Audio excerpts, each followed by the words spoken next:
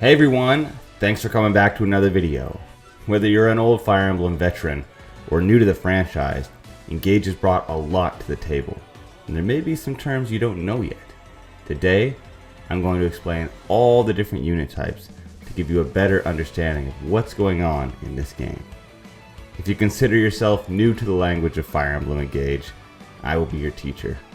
We'll call this class ESL 101, Engage as a second language.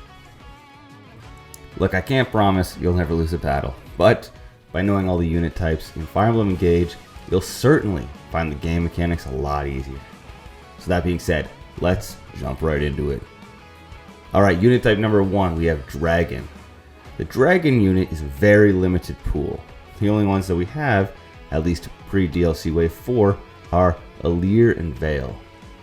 Now, these units are highly adaptable because of their access to multiple bonuses when using Engage skills.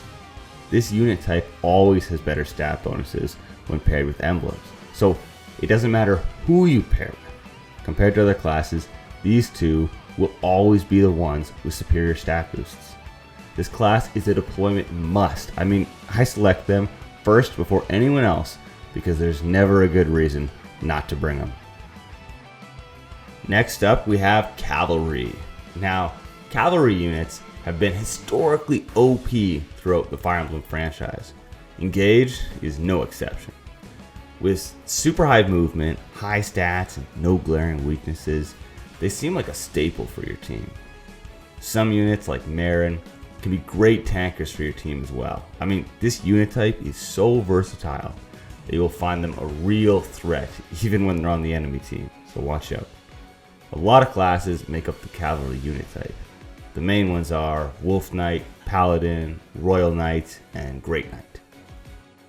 Next up, we have Flying unit types. So, if you've seen my playthroughs at all, you'll know that I'm pretty partial to Flying units. Move really is the best stat in the game, and Flying units have that in abundance. And this type of unit is unaffected by tiles. That's both good and bad. It means they won't get stat boosts from protection tiles, but they also miss out on negative tiles like miasma, I can never say that right, or water. It's a pretty versatile unit type, but it is affected heavily, I put one more emphasis on there, heavily by bows. So you're going to really need to watch out for those. So go ahead, play some Outrealm trials, and you'll see a lot of epic teams that people have built up, and they build them around Griffin and Dwarven Knights, so they're definitely a noteworthy class. Number 4 is the Mystical. Doesn't that just sound awesome? As the name suggests, Mystical is where you'll find the mages of your group. Now, magic classes are nice because they ignore enemy terrain advantages that could devastate other units on your team.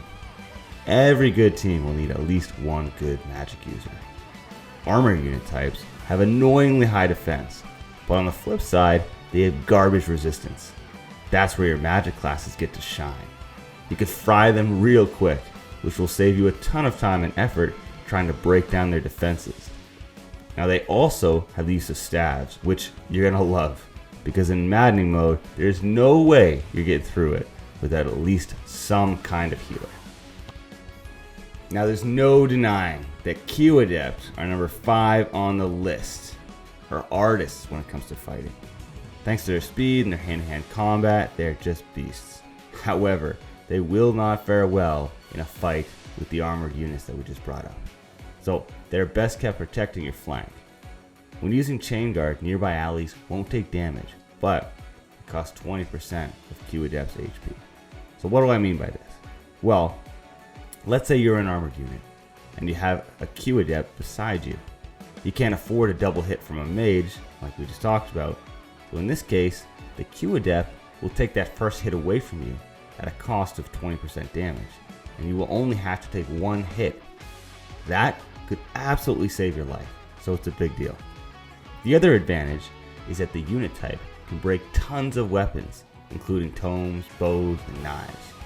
Look, you add all this up together, and add on the fact that they have access to stabs, and you're going to want at least one of these on your team. Alright, next up we have covert. Now covert units are basically assassins. You'll have seen these in other games, other RPGs like rogues. Now, they attack best from the shadows, using the terrain to their advantage. Similar to mystical units, don't place a covert against an armored unit because they're bound to fail. Or at the very least, they're going to end up very badly hurt, kind of waste your time. They can gain double the terrain bonuses like thieves or archers. Now this type of unit is good at attacking from a distance of like 2 to 3 blocks away. They're great for deploying the hit and run strategy. So if the hit and run strategy is something you like and you want to use this unit type, then I suggest inheriting Canter Plus for them so they can run away a little easier after their attack, and then they're going to have some fantastic use for you. Okay, 7th on the list is Armored, which is the unit that we were just talking about earlier. This is a unit type with mind-blowing defense, but they really can't hold their own in the resistance department. In general, it's a great unit for survivability, but you'll have very, very slow move and speed. These guys are going to be your tankers for sure. You can have them get surrounded and actually still stand a chance, unlike most of your other unit types. Now you need to make sure to avoid magic at all costs. I'm not joking on that. However, when you're around all the other unit types, you can go ahead and breathe a little bit easier because they cannot break you, even with the weapon triangle advantage. That is a sigh of freaking relief. Finally, 8th on the list, we have Backup. And I think the name says it all, doesn't it? These units are just there to lend a hand when you're in need. They can deliver chain attack support if they're near an enemy when a fellow unit attacks. Now the damage is going to be minimal, but you can get a lot of them going on, and eventually they actually will add up, and it could make or break the map for you, so do not count them out. They're still valid. Okay, thank you everyone for watching another video. You guys always fire me up with your awesome input. If you liked the video, please consider subscribing. I mean, we've been doing a ton of Fire Emblem content here, but we are looking forward to all the new games that are coming out as well. I mean, we've got Tears of the Kingdom soon, and we've got a new Mario, we've got the Mario movie. It's going to be a ton of fun. So if you want to see news, you want to see breakdowns and gameplay content, this is going to be the channel for you for sure. As always, I love you guys, and I want to increase our bond strength. So make sure that you engage with me down in the comments. That's all for now, and I will see you in the next video.